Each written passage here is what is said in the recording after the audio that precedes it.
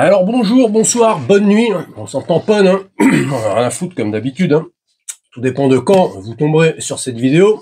Alors salut à tous, hein. Petite vidéo aujourd'hui pour vous parler de la gourde Oko, hein. Ça fait un moment que je l'étudie, nouvelle arrivante dans l'organisation de la famille, hein.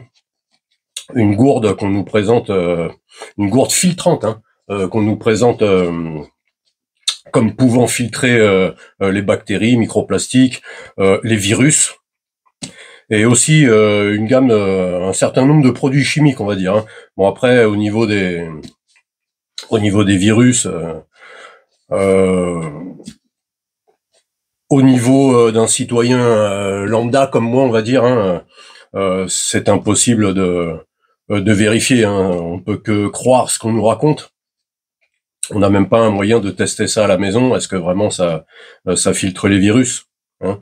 Mais on peut quand même à la maison faire quelques tests, hein. Ne serait-ce que là, on va faire un test avec du chlore, hein. Regardez si ce produit chimique est évacué, et avec du colorant rouge, hein. Beaucoup de filtres sont testés avec des colorants rouges, hein. Le colorant rouge est un des colorants les plus fins, les plus difficiles à éliminer par les filtres. Très peu de filtres éliminent ce colorant rouge, hein. Donc on se fera ce test avec ce colorant rouge. Moi j'ai opté pour le modèle 1 litre, hein. Il existe aussi en modèle 500, 600 millilitres et en modèle 1 litre. Le modèle 1 litre, vous le trouvez aux alentours de 70 €, hein. À savoir qu'il est vendu avec un filtre. Un filtre vaut 30 €. Donc 70 moins 30, 40. En fin de compte, la gourde coûte 40 €.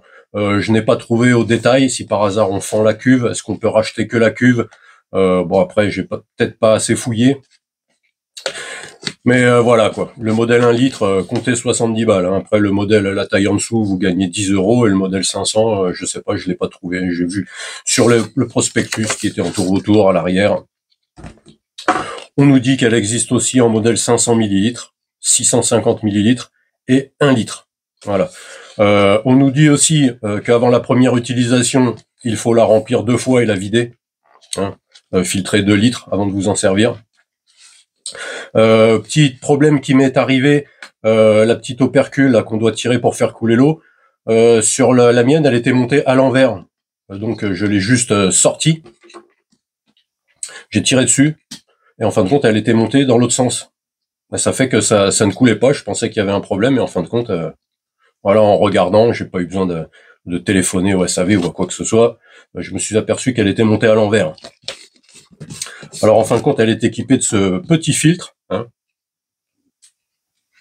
vendu à l'unité 30 €, prévu pour filtrer 400 litres d'eau, hein, c'est ce qu'il y a écrit sur le papier. Donc 400 litres d'eau, à mon avis, si l'eau est déjà propre, hein, ce type eau du robinet ou une eau de fontaine dans la ville ou dans quoi que ce soit. Tout va dépendre des secteurs, hein. Certaines sont très chargées en tout un tas de choses. Donc même si l'eau reste potable, le filtre lui va faire son travail et filtrera ce qu'il pourra. Mais bon, on va dire que pour une eau déjà claire, ce petit filtre est donné pour 400 litres. Hein, 30 € le filtre, hein. Dans un magasin, on va dire que l'eau minérale, si vous l'achetez par bidon de 5 litres, on va faire une moyenne grosso modo, hein. Vous allez payer 1 € 1 € le bidon de 5 litres. Donc 400 litres, 400 divisé par 5, ça fait 80. 80 €. En fin de compte, ça vous coûtera 80 € pour avoir 400 litres. Hein.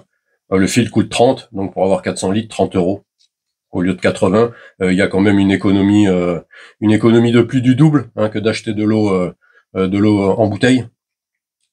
Donc voilà, ce petit filtre aussi vendu à l'unité aux alentours de 30 balles. Hein, la gourde modèle 1 litre, 70, vendue avec un filtre. Voilà, donc vous installez ce petit filtre en le vissant, tout simplement au fond. Hop.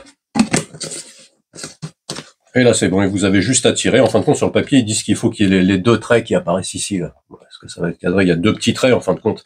Et moi, quand je tirais, il y en avait qu'un seul qui apparaissait, parce que elle était montée à l'envers d'un demi-tour. Voilà, il y a un petit anneau mousqueton pour l'accrocher à la ceinture ou au sac. Et le petit protège pour l'hygiène, on va dire, hein. Voilà, cette petite gourde Oco.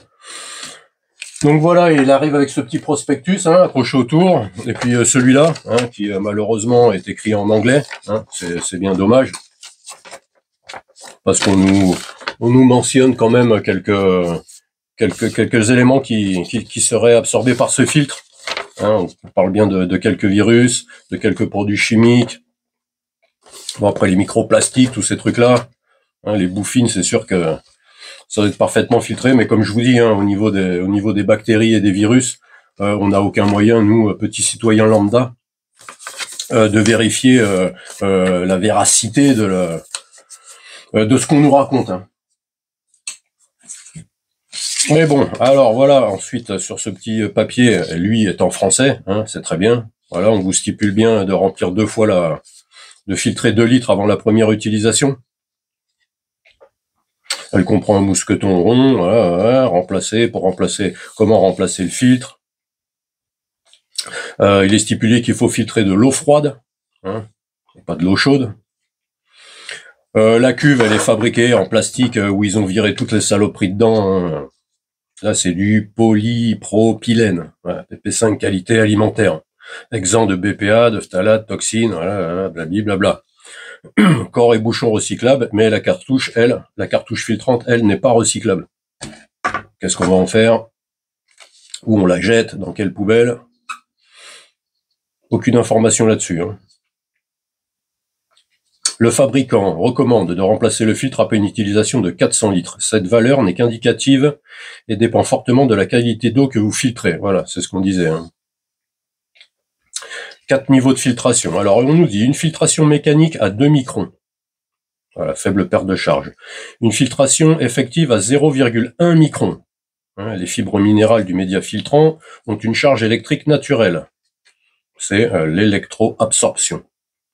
Et génère un champ de charge qui attire et retient les particules submicroniques. Ouais, parce qu'à ce qui paraît, ça a été bricolé. Le gars qui a pondu ça s'est servi des laboratoires de la NASA. Ah ouais, attention. Hein. Là, on est au-dessus. Hein. Le gars a fait ça à la NASA quand même. Hein. Bon, c'est aussi un argument de vente, mais bon. Charbon actif, retire le goût et les mauvaises odeurs. Et des ions argent antibactériens détruisent les micro-organismes. La filtration conserve les minéraux naturels présents dans l'eau. Voilà, et ensuite on nous donne quelques autres technologies de filtration qui utilisent le même process. Hein. La carafe Eva posée sur la table, la fontaine d'évier countertop, la fontaine à placer sous l'évier under sink. Voilà. Donc on va se faire 2 petits tests, hein, 2 petits tests qu'on peut facilement réaliser à la maison, histoire de vérifier quand même 2-3 trucs. Hein, au niveau des produits chimiques, hein, le chlore, c'est une saloperie. Moi, je l'ai utilisé essentiellement acheter ces gourdes à la maison. J'en ai pris pour mes enfants aussi parce que l'eau du robinet pue le chlore de plus en plus. Hein. Moi, je suis fumeur, j'ai pas un odorat plus développé que la moyenne, bien au contraire, et j'arrive à le sentir. Hein. Le matin, je me lève, je veux remplir le broc pour ma cafetière.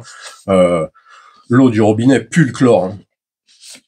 Donc c'est essentiellement pour la maison que je les ai achetés. Bien sûr, elle nous suivra pendant les vacances, les sorties. Donc voilà. Hein. Bon, je vais prendre la mienne hein, parce que celle-là c'est celle d'une de mes enfants. Je vais pas la souiller, donc je vais prendre la mienne. Hein. Voilà, je l'ai vidée, elle est en utilisation. Donc alors, on va se faire un petit test avec du chlore, hein, tout simplement. On va prendre un gobelet, on va se fabriquer une autre piscine ou une autre spa de salopard bien corsé en chlore, hein, un truc qui vous blanchit la peau. Hein. Alors voilà, on va prendre de la javel pour usage ménager hein, pour la maison. Hein.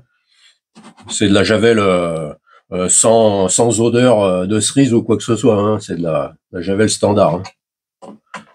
Alors voilà, on va prendre de la javel et on va se faire une dose de salopard. On va se mettre au moins 10 gouttes. 3, 4, 5, 6, 7, 8, 9, 10. Oh, il y en a même un peu plus. À mon avis, on sera bien au-delà d'une autre piscine ou de l'eau d'un spa.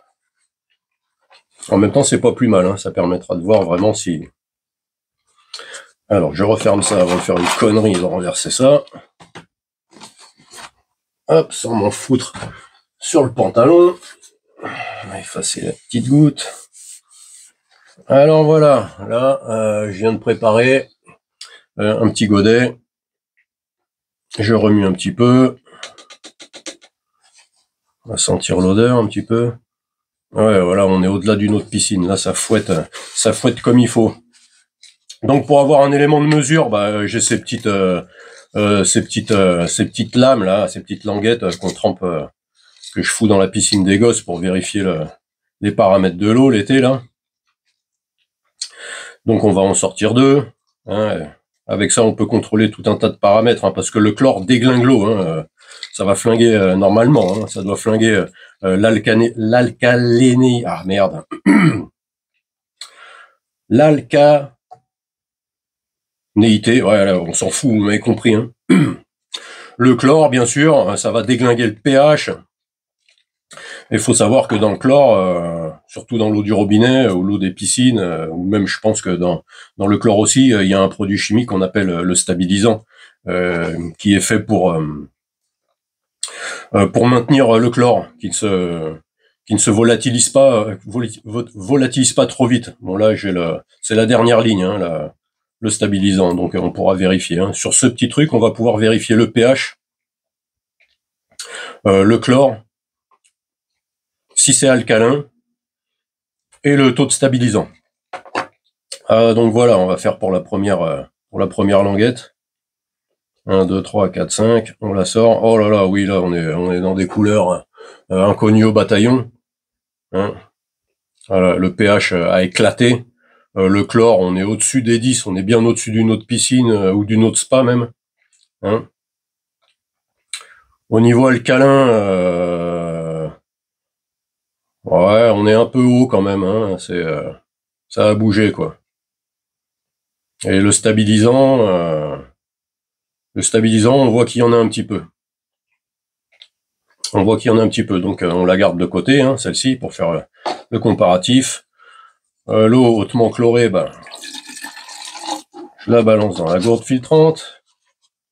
Hop, je mets ça de côté. Je réinstalle le filtre. On va prendre un gobelet tout propre, tout sec. Hop. Ça fait un peu chier, ça c'est comme les bouteilles qu'on nous vend aujourd'hui où le bouchon est attaché, vous le prenez dans l'œil, dans la bouche quand vous voulez boire. Mais bon, ça, c'est pour l'hygiène aussi quand vous rangez, si vous la foutez dans votre sac ou dans quoi que ce soit, vous se trimballez dans la poussière. Il y aura pas de poussière posée dessus. Bon, faut presser dessus, hein. Faut quand même presser dessus, hein. C'est pas un truc, bon après c'est parce que c'est filtré, hein.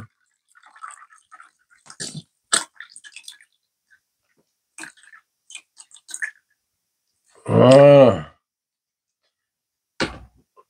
Alors, une seconde bandelette. On va voir, hein. Le chlore, c'était le deuxième. Faut que lui, le deuxième, reste blanc, hein, pour que ça enlève tout le chlore. Là, on était violet, on était monté dans des extrêmes. Hein. Donc, allez, c'est parti. 1, 2, 3, 4 et 5. Bon, déjà, le chlore, il a pas bougé. Là, il était devenu instantanément violet, hein, dès que j'avais plongé la languette. On voit que le pH s'est rééquilibré.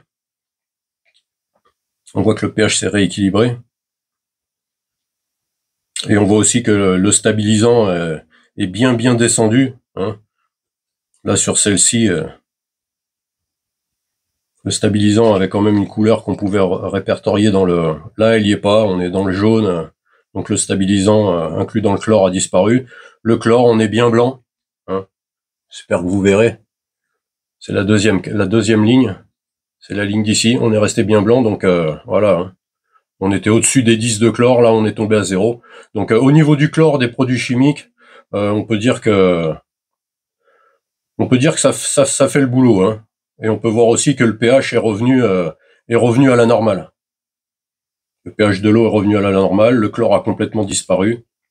L'alcanéité, j'y arriverai pas. Donc le côté alcalin, ça s'est rééquilibré et le stabilisant est sorti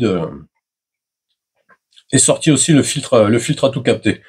Donc on peut dire qu'au niveau du chlore, hein, pour un produit chimique, c'est plutôt très concluant. Hein. Même en laissant le temps s'écouler, on voit que c'est complètement resté blanc hein, sur cette ligne-là. C'est complètement resté blanc. Voilà, on n'est plus du tout dans le violet. Donc on peut dire que ça a complètement éliminé le chlore. Donc je vais mettre ça de côté. Où est-ce que je vais le mettre? Connerie.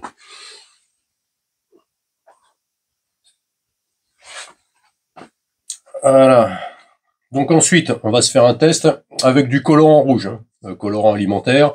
En faisant quelques petites recherches, j'ai appris que il y en avait un qui était encore plus fin que le rouge, mais c'était pas un colorant utilisé dans l'alimentation, c'était plutôt dans le médical. Trop compliqué à se procurer. Un peu cher aussi. Hein. Donc, on va se faire le test avec le colorant rouge. Hein.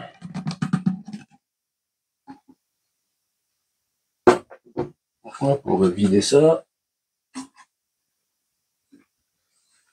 Alors voilà, on va se remettre une petite dose d'eau.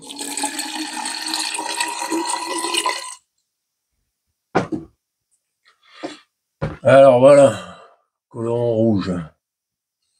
J'espère que ça cadre, hein, je vois pas l'écran. Ça sert à rien d'en mettre toute la bouteille, hein. Mais bon, on va en mettre quand même un peu, qu'il y en ait, quoi. Oh là là, bon, j'en ai mis carrément trop. J'aurais pu teinter une piscine avec tout ce que j'ai mis.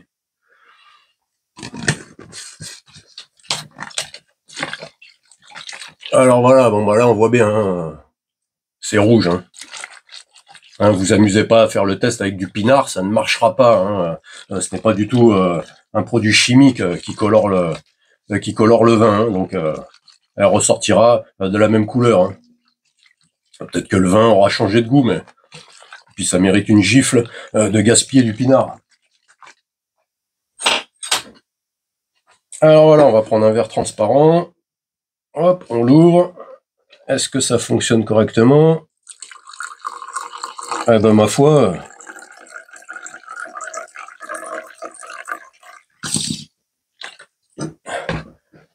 Ma foi, on a retrouvé de l'eau complètement claire. Hein. Je regarde à la lumière si. Ouais, c'est pas complètement clair. On voit qu'il y a vraiment un très léger, mais vraiment léger. Hein. Quand je le mets au-dessus de la lumière. Mais bon, c'est quand même très concluant hein, à côté de cette couleur-là. Qu'il y a un fond blanc derrière pour que vous constatiez. Hein, je sais pas si vous voyez correctement là. L'eau est redevenue très très claire. Hein. Il n'y a aucune turbidité à l'intérieur de l'eau. Hein. Quand je compare avec ma carafe d'eau prise au robinet, il y a quand même quelques turbidités, des petites choses qui se... Ah, certainement du calcaire ou des choses comme ça. Là, il n'y a plus aucune turbidité. Hein, le colorant est parti à plus de 99%. On voit quand même qu'il y a un léger... quelque chose de légèrement rosé, mais c'est vraiment à peine. Hein. Donc voilà hein, pour ce petit test de cette nouvelle arrivante à la maison, hein, la gourde Oco, qui a intégré chaque membre de la famille. Hein. J'en ai pris une pour chacun de mes enfants, une pour moi, et elle intégrera bien sûr, en cas de problème, mon sac de survie, mon sac d'évacuation, en tant que contenant d'eau et de système de filtration. Alors voilà, j'espère que cette petite vidéo vous aura inspiré. Hein, si vous avez des choses à dire, des remarques, des commentaires, de la critique, vous mettez ça en dessous. Hein. Si ça vous a plu, vous balancez votre petit like. Si ça vous a pas plu, vous cassez, vous ne vous emmerdez pas et vous n'en mettez pas. Et puis à ciao à tous.